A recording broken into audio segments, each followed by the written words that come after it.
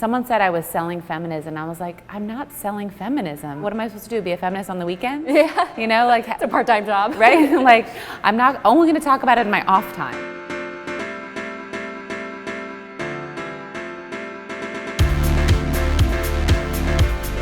What's the most important thing you think about when you hire people? I think that now more than ever, someone who's really willing to work hard and put the time in. I think I meet a lot of young people that expect their career to be as quick as calling your Uber or your Amazon Prime. And I keep saying, I don't know of a shortcut to your career. Even if your career path is here for the next 2 years, work your ass off. I think when you're hiring, or even when you're looking for a partner, a lot of the advice that you would get from maybe more traditional investors is, oh, you want someone with this kind of resume or that kind of experience. And more than anything, I've actually realized that what matters most is the chemistry that you have with that person. And does that person bring out a side in you that you didn't know you even had? And I think, can they take some of the load off you? If you're the owner of the company, whoever you hire should make less work for you. And if they're not making less work for you, then you've made the wrong hire. And that was like, now with every hire, I'm like, did they take work off my plate? Am I more freed up? Like, am I not feeling like I'm drowning in a million things? Okay, good, then that's a good hire. I don't have kids, but we have a lot of parents at my company, and that's been a really interesting topic. And especially as a startup, when each dollar is so precious, this idea of like maternity leave, paternity leave, how do we take care of our parents at the company? Yeah. And one of the initial moments we struggled with is when one of my first employees, Annie, got pregnant, and I think we were a team of 7 people at that time. And of course the initial reaction is like, congratulations, but then we were like, what are we gonna do? What are we gonna do without you?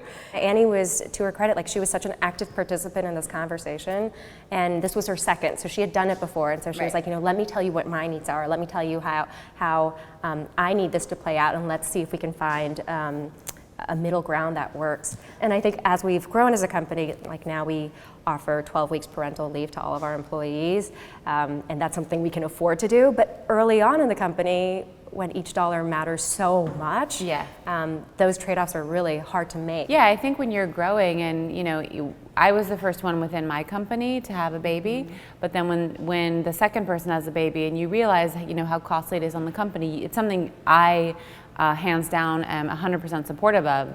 But even if I'm 100% supportive of it, if you're a growing company or you're just starting out or there's 5 employees, it's extraordinarily expensive to support that, and you want to support that person.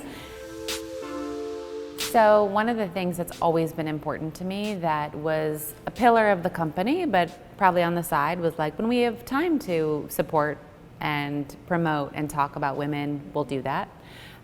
Been doing it the whole time, but I think really this season it took center stage, and like, no, actually this is way more important than product. Wow. So we launched our I Am Many campaign, where we really wanted females to celebrate their multidimensionality.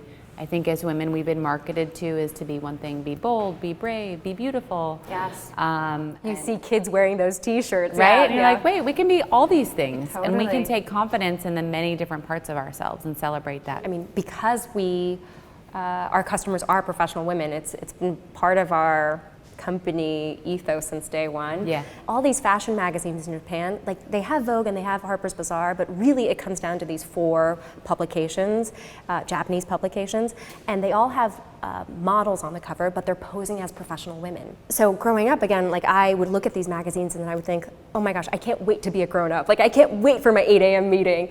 And I think when I came to the US, I was surprised that these models were not to be found. And this conversation about professional women, I mean, it was like at the very end of fashion magazines, like if you could find them. Like nobody was talking about what it was like to be a professional woman. Right. And so I think we've really tried to corner that space by starting our own content. We have our own digital magazine called the M-, and in that magazine, weekly we're featuring professional women, and the subscriber list has grown to over 1 million people. Wow. Which has been, I mean, a total surprise for us, just seeing how much interest and curiosity there is from other professional women to hear about other professional women. You know, and these aren't stars, they're not mega celebrities at all.